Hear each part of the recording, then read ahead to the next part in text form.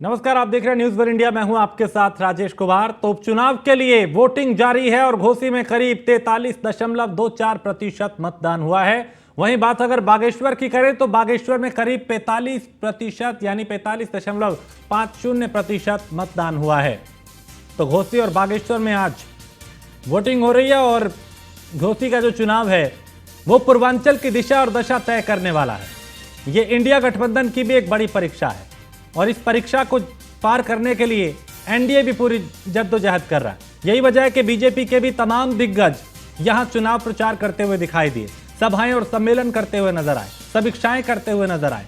आज चूंकि मतदान का दिन है और 8 तारीख को नतीजा आएगा, तस्वीर उस दिन साफ होगी, लेकिन उससे पहले दावे सबके अपने अपने हैं। चाहे बागेश्वर हो या घोसी, जीत का दावा सबका अपना है। लेकिन क्या मुद्दे रहे और कैसे यहां के समीकरण बदले और क्या समीकरण बन रहे हैं, इसको लेकर आज न्यूज वन इंडिया पे सुबह से ही महा कवरेज जारी है। लगातार हमने विश्लेषण भी किया, पल पल की अपडेट भी मतदान से जुड़ी हुई अपने दर्शकों तक पहुंचाई।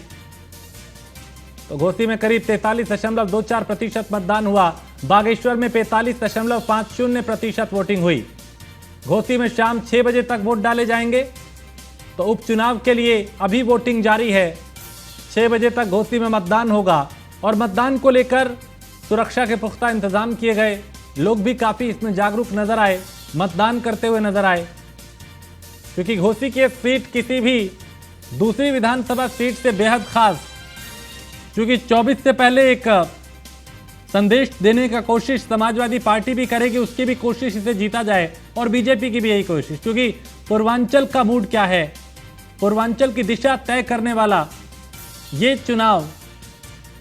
और यही वजह है कि चाहे समाजवादी पार्टी हो या भारतीय जनता पार्टी, दोनों ही दलों के दिग्गज इस पूरे चुनाव में प्रचार प्रसार करते हुए नजर आए।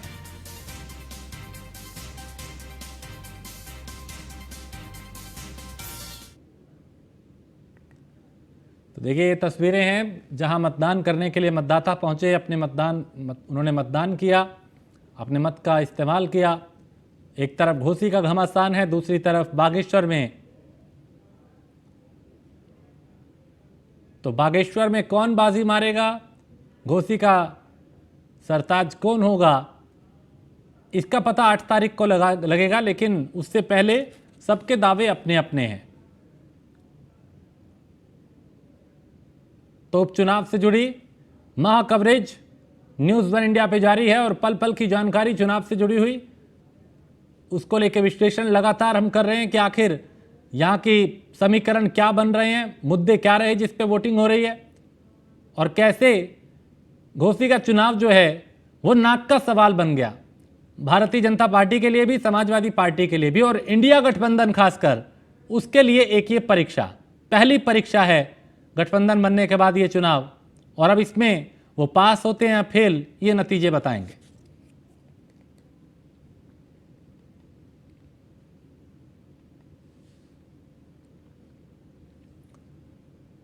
तो घोसी और बागेश्वर में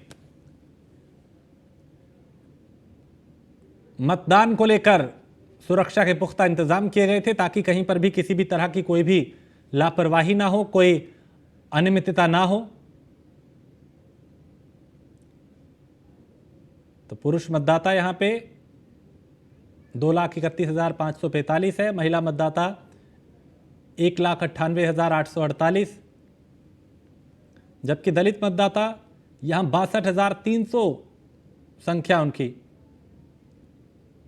और मुस्लिम मतदाता 60,000 उनकी संख्या। भूमिहार मतदाताओं की बात करें तो 48,400, ये जातीय समीकरण है यहां का। यादव मतदाताओं की बात करें तो उनकी संख्या 42,000 है और राजभर मतदाता 40,000।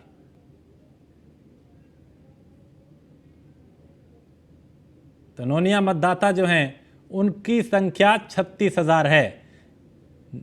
निषाद मतदाताओं की संख्या 16,000 है। ये वो जातीय समीकरण है जो अगर जुड़ के एक तरफ वोटिंग हो जाए तो फिर नतीजे जो है वो जिन्हें उम्मीद हो उसके विपरीत भी जा सकते हैं। और यही वजह है कि चाहे नोनिया वोटर हो या फिर राजभर मतदाता हो, उनको साधने के लिए ही दारा सिंह चौहान और ओम प्रकाश राजभर को भारतीय जनता पार्टी ने अपने साथ मिलाया। पिछली बार यही राजभर समाजवादी पार्टी के साथ थे, यही दारा सिंह चौहान समाजवादी पार्टी के टिकट पे चुनाव यहां से लड़े थे, जीते भी थे। फिर पाला बदला तो अब बीजेपी में वो हो गए और अब बीजेपी के उम्मीदवार हैं। राजभर अब भारतीय जनता पार्टी के साथ है, यानी एनडीए का वो हिस्सा है। तो यहां पे जातीय समीकरण जो है घोसी का, उस पर अगर नजर डालें तो बहुत आंकड़ा जो है वो उभर के सामने आता है। उसमें अलग अलग मतदाताओं की संख्या अलग अलग है और हमने दिखाया कैसे चाहे राजभर मतदाता हो, मुस्लिम मतदाता हो, दलित मतदाता हो, उनकी यहाँ पे कितनी संख्या है, वो कितना प्रभावित चुनाव को कर सकते हैं। और घोसी में सिंधी मतदाता जो हैं उनकी संख्या 800 है। देखिए छोटे छोटे जो आंकड़े हैं ये बहुत बड़ा मायने तब रखते हैं जब ये एक तरफ जब वोटिंग हो। तो घोसी में अगर यहाँ का जातीय समीकरण देखें तो इसमें देखिए मतदाताओं की संख्या की अगर बात करें तो चाहे पुरुष या महिलाएं अलग अलग है। महिला मतदाताओं की संख्या 19,08,848 है, जबकि दलित मतदाता इसमें 62,300 है। मुस्लिम मतदाता की संख्या जो है वो 60,000 है। तो घोसी और बागेश्वर की बात करें तो घोसी में शाम 6 बजे तक वोट डाले जाएंगे, जबकि बागेश्वर में वोटिंग संपन्न हो चुकी है, यानी खत्म हो चुकी है। 8 सितंबर को नतीजे आएंगे। तो 5 बजे तक बागेश्वर में मतदान होना था और 6 बजे तक घोसी में वोट डाले जाएंगे। तो बागेश्वर में वोटिंग खत्म हो चुकी है। अब वहां पे नतीजों की बारी है जो 8 सितंबर को आएंगे। घोसी का मतदान अभी जारी है, क्योंकि यहाँ पे 6 बजे तक वोट डाले जाएंगे और अभी भी लोग पहुंचे हैं मतदान केंद्रों पे मतदान करने के लिए। अब भी कतारों में वो खड़े हैं, अपने नंबर का इंतजार कर रहे हैं। तो बागेश्वर और घोसी का ये चुनाव बेहद महत्वपूर्ण और दोनों ही सीटों पे दोनों दलों का, चाहे एक तरफ अगर इस तरफ बात करें तो कांग्रेस बनाम भारतीय जनता पार्टी, और अगर घोसी की बात करें तो बीजेपी बनाम समाजवादी पार्टी। तो बागेश्वर में वोटिंग संपन्न हो चुकी है। अब 8 सितंबर का इंतजार बागेश्वर वासियों को, और 8 सितंबर को पता चल जाएगा कि जनता किसके साथ गई, किसके खिलाफ गई, किसे चुना, किसे नकारा। तो घोसी और बागेश्वर में उपचुनाव के लिए वोटिंग की अगर बात करें तो घोसी में शाम 6 बजे तक वोट डाले जाएंगे, जबकि बागेश्वर में वोटिंग संपन्न हो चुकी है। 8 सितंबर को दोनों ही सीटों के नतीजे आएंगे। तो घोसी में शाम 6 बजे तक वोट डाले जाएंगे, उसको लेकर तैयारियां की गई। प्रशासन भी पूरी तरह से अलर्ट रहा। राहत की बात यह रही कि किसी तरह की कहीं से किसी तरह की कोई हिंसा की खबर नहीं आई, कहीं किसी तरह की कोई बूथ कैप्चरिंग या दूसरे तरह के आरोप नहीं लगे। तो घोसी में शाम 6 बजे तक वोट डाले जाएंगे।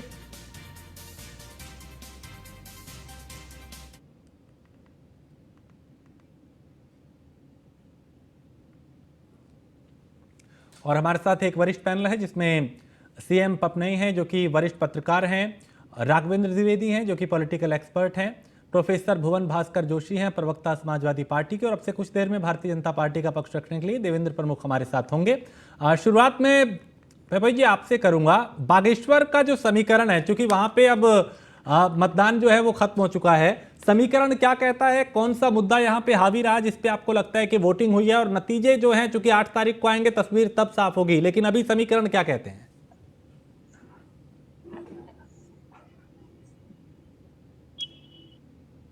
सीएम पपनई आपसे सवाल था, आवाज मिल रही है आपको?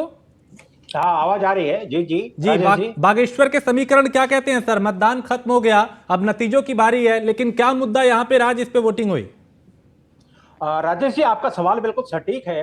दरअसल जिस तरीके से अपना पूरा बागेश्वर का एक अपना उपचुनाव हुआ है, और हमने देखा है क्योंकि 20 वर्षों से लगातार अपने चंदन रामदास जिनकी अपना डेथ हो गई थी, उनके बाद ये अपना चुनाव यहाँ पर हो रहा है। तो 20 सालों तक लगातार अपना भाजपा ने अपने यहाँ पर अपना कब्जा अपना पूरा बना के रखा।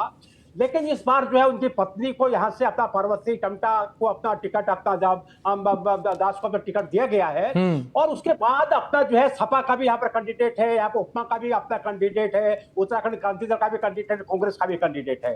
तो यहाँ पर जिस तरीके से आपने एक सवाल किया है कि अपना जो है किस तरीके से अपना घटनाक्रम है, तो यहाँ पर मैं समझता हूँ कि अपना कांग्रेस और भाजपा के बीच में बहुत काफी कड़ी टक्कर यहाँ पर देखी जा रही है। और यहाँ पर अपने देखिए जिस तरीके से अपना, क्योंकि ये जो अपना कांग्रेस के टिकट पर जो बसंत कुमार जो अपना चुनाव लड़ रहे हैं के लिए, ये एक अपने युवा मतदाता अपना एक युवा कैंडिडेट है, और जिस तरीके से इनका एक अपना प्रभाव पूरे इलाके में रहा है, एक्चुअली बात यह है। तो देखते हैं किस तरीके से अपना वहां पर अपना जीत हासिल करते हैं या क्या करते हैं, एक्चुअली बात यह है। और कड़ी टक्कर दे रहे हैं यहाँ भाजपा को इस वक्त। तो साथ ही अपना जो है जो अन्य अपना दलों का जहां पर मैं जिक्र करूंगा, चाहे उत्तराखंड क्रांति दल हो चाहे उपमा हो, एक्चुअली बात यह है।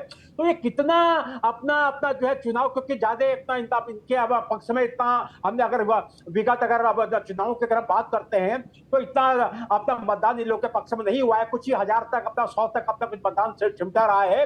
लेकिन यहाँ पर अपना जो 1,18,000 जो मतदाताओं का है, और करीब मैं समझता हूँ करीब 50% के इर्द गिर्द यहाँ पर अपना बागेश्वर में अपना मतदान हुआ है। तो यहाँ पर जो है अपना जो है देखो हार जीत का मुकाबला मैं समझता हूँ राजेश जी कम से कम बहुत कड़ा मुकाबला है, और जो हार जीत होने जा रही है यहाँ पर बहुत कम वोटों से होने जा रही है। लेकिन यहाँ पर जो है बेरोजगारों का जो एक मुद्दा यहाँ पर अपना पूरा रहा था, जो आपने मुद्दों की अपनी यहाँ पर बात आपने की है, तो यहाँ पर जो है बेरोजगार संघ के जो अपना बॉबी पवार जो थे, जिनको कुछ समय पहले गिरफ्तार कर लिया गया था, उनके साथी को गिरफ्तार कर लिया गया था।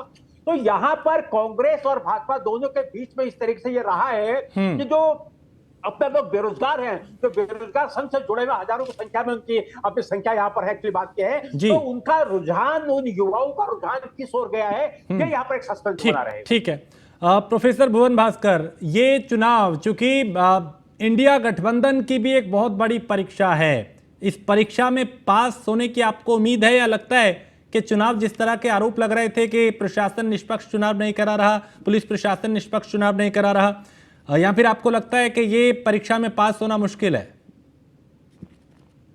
देखिए, समाजवादी पार्टी ने ये जो चुनाव है बहुत गंभीरता से लड़ने का काम करा है, और जो हमारे वहाँ के जो कैंडिडेट है सुधाकर सिंह जी, और निश्चित तौर पे दारा सिंह जी एक बाहरी कैंडिडेट है वहाँ पर।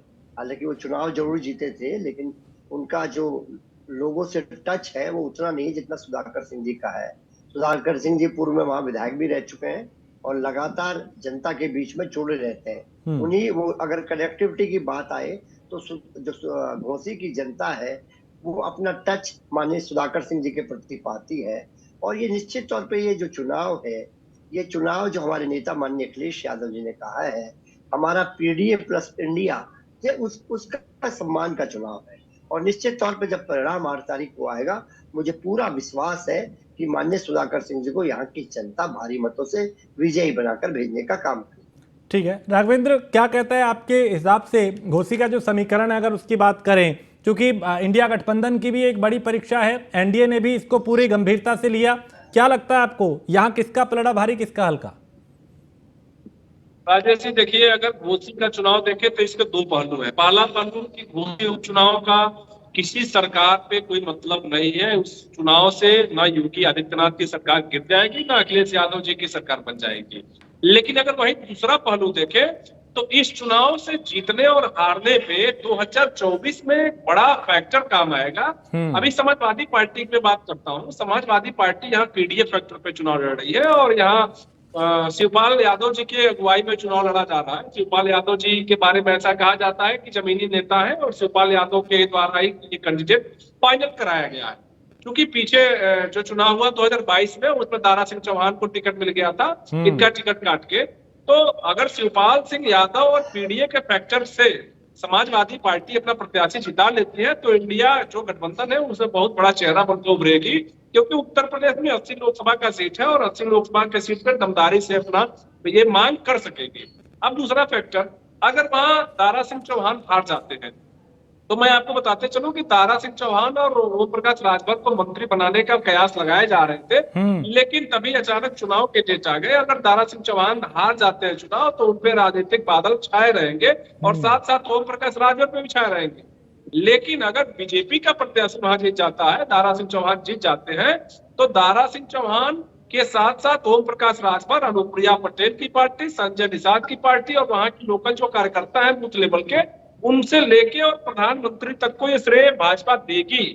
अगर दारा सिंह चौहान ये सीट जीत जाते हैं और अपने गठबंधन के दल से एनडीए जीत जाती है, तो जो उनके सहयोगी दल रहेंगे उनको खासकर पूर्वांचल में लोकसभा की सीट में भागीदारी अच्छे से बेहतर तरीके से मिल पाएगी, क्योंकि पूर्वांचल ऐसी सीट है, पूर्वांचल एक ऐसा जगह है जहां ओम प्रकाश राजभर नहीं थे तो मोदी जी के लोकसभा के चुनाव क्षेत्र के अगल बगल राजस्थान हो गया था। आप देखिए वहां कमल नहीं खिल पाया था, फैक्टर चाहे जो भी रहा हो, चाहे फैक्टर राजभर रहा हो, चाहे फैक्टर यम रहा हो, चाहे फैक्टर वाई रहा हो।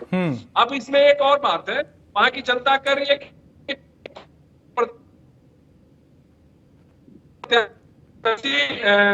समाजवादी पार्टी का विधायक और एक सहयोगी दल, तो बीजेपी।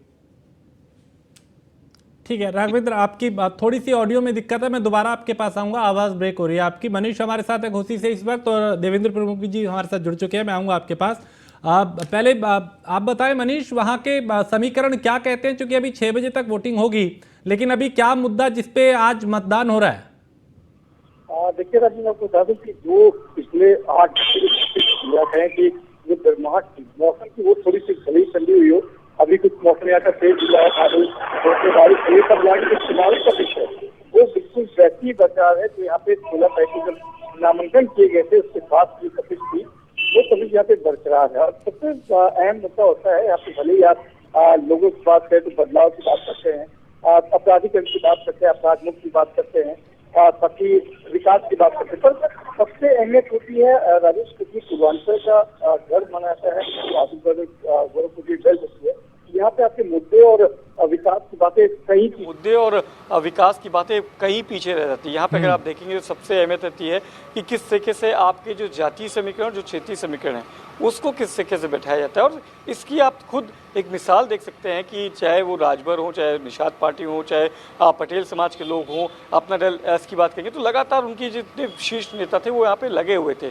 यादव मुस्लिम वोट बैंक की बात करेंगे, एमवाई फैक्टर की बात करेंगे लगातार, तो आप देखेंगे किस तरीके से अखिलेश यादव यहाँ कैंपिंग कर रहे थे, लगातार शिवपाल यादव यहाँ पे कर रहे थे। तो ज़रूर जो यहाँ पे राजनीतिक पार्टियाँ हैं, ज़रूर हैं राजनीतिक पार्टी पर, उनके जितने भी जो क्षेत्रीय नेता हैं, साथ ही साथ जो जातीय समीकरण को ठीक बैठाने नेता हैं, उनकी जिम्मेदारी बहुत ज़्यादा बनती है। और यहाँ पे क्षेत्रीय समीकरण, जातीय समीकरण के ही आधार पे ये पूरा वोट हो रहा है।